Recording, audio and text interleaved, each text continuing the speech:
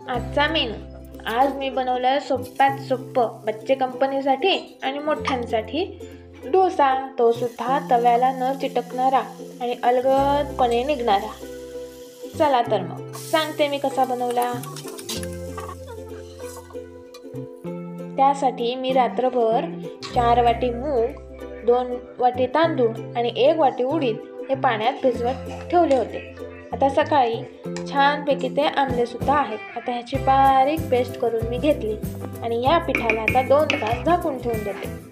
2 तास झालेले आहेत. आता यामध्ये चवीनुसार मीठ घालून फेटून घेते.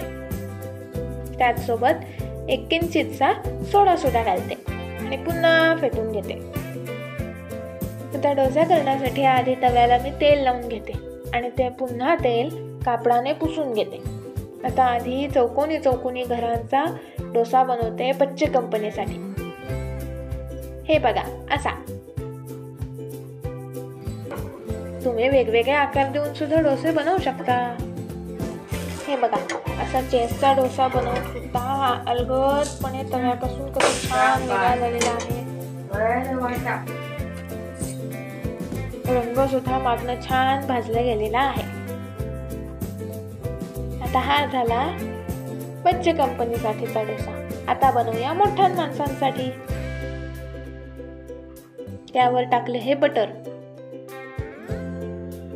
आणि सगळीकडे बटर लावून घेते. बघा हा सुद्धा तव्यापासून आपोआप वेगळा झालेला आहे आणि रंग सुद्धा छान आलेला आहे. बच्चे कंपनीला सॉस सोबत हा डोसा मी वेगवेगळ्या आकाराचा बनवून दिला. आणि हा डोसा जरा मोठ्या मुलांसाठी आणि मोठ्या माणसांसाठी. तुम्ही सुद्धा हे मुगाचे डोसे करून बघा आणि कसे झाले हे कमेंटमध्येही नक्की सांगा.